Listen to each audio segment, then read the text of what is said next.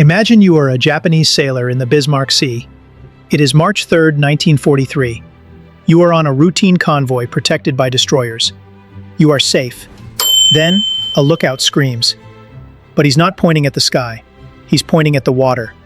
Shadows are thundering towards you, moving at 250 miles per hour, just 50 feet above the waves. They are American bombers, but they are flying wrong.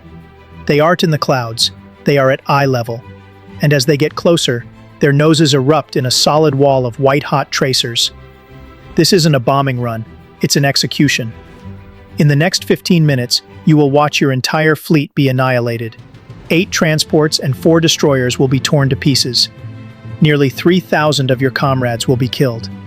You are about to be erased by a weapon that, by all logic, should not exist. Subscribe for more untold World War II stories. This is the story of that weapon, and the one grieving madman mechanic who, in a desperate quest for revenge, broke every rule in the book to invent it. In 1942, the war in the Pacific was being lost.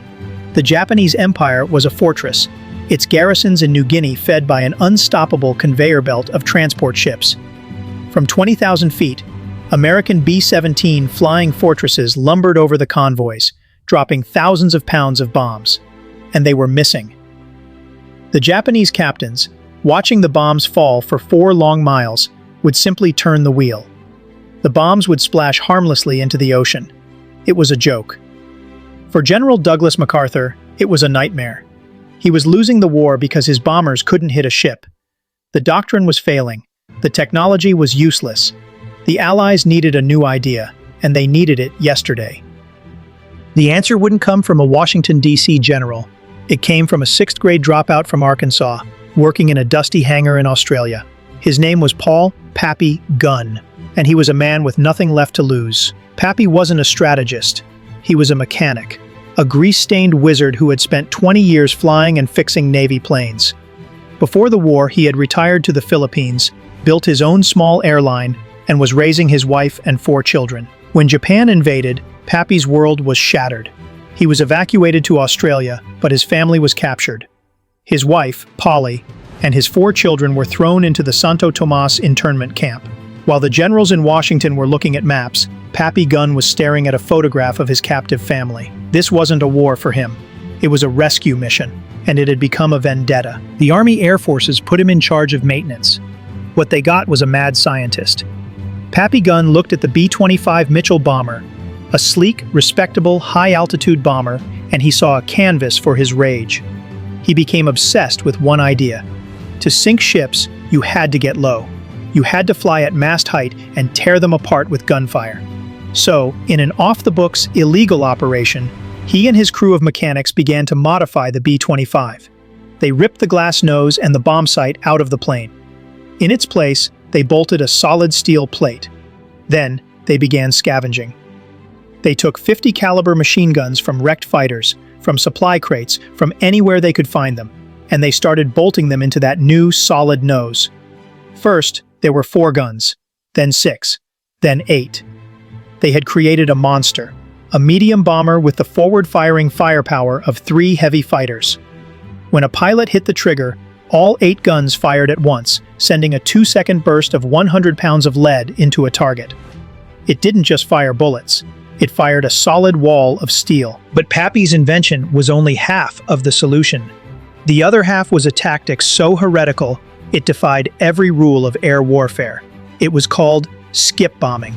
The problem with torpedoes was that torpedo bombers were slow and vulnerable. The problem with high-altitude bombs was that they were inaccurate. Pappy's solution was to turn the bomb into a high-speed cannonball. The B-25 strafer would scream in at 50 feet, its 8 guns blazing, sweeping the Japanese anti-aircraft gunners from their stations. Then, just 300 yards from the target, the pilot would release a 500-pound bomb with a 5-second delay. The bomb would hit the water, skip once or twice like a stone on a lake, and slam into the ship's hull at the waterline, where the armor was thinnest. It would punch through the hull and then explode deep inside the ship. It was the most lethal anti-ship tactic ever devised, and the Japanese had no idea it was coming. March 3, 1943, the Bismarck Sea. The Japanese convoy is arrogant. 8 transports, 8 destroyers, nearly 7,000 troops. A routine run. At 10:15 a.m., the lookouts spot them, dark shapes on the horizon. But they aren't climbing, they are dropping, lower and lower, until they are 50 feet above the water. The Japanese captains are in a state of shock. This is impossible, this isn't in the manual. Then the sky explodes. The first wave of B-25s hits the convoy. The sound of 100 heavy machine guns all firing at once is a physical, tearing roar. The Japanese anti-aircraft guns, designed to shoot up at planes, can't depress their barrels low enough. They are useless. The gunners are shredded at their posts, their bodies ripped apart before they can even understand what is happening. Tracers, thick as ropes, turn the decks of the destroyers into a slaughterhouse. Through this wall of lead, the B-25s keep coming. The pilots release their bombs. A Japanese captain on the Oigawa Maru watches in frozen horror as a 500-pound bomb skips across the water, hits his hull, and disappears. 5 seconds later, the entire ship erupts from the inside out. It's not a battle, it's a massacre. The convoy scatters. Captains, in a panic, turn their ships only to collide with each other. The B-25s, joined by Australian Beaufighters, attack from all angles. They are like a pack of wolves, tearing a herd to pieces. A transport filled with aviation fuel is hit. It doesn't sink. It vaporizes in a fireball that rises 500 feet, the heat felt by pilots a mile away. Another transport, hit by 2 skip bombs, breaks in half. The men on board, 7,000 soldiers who were meant to reinforce New Guinea, are now jumping into a sea of fire and oil. In 15 minutes, it is over. The pride of the convoy is gone. 8 transports and 4 destroyers are burning or sinking.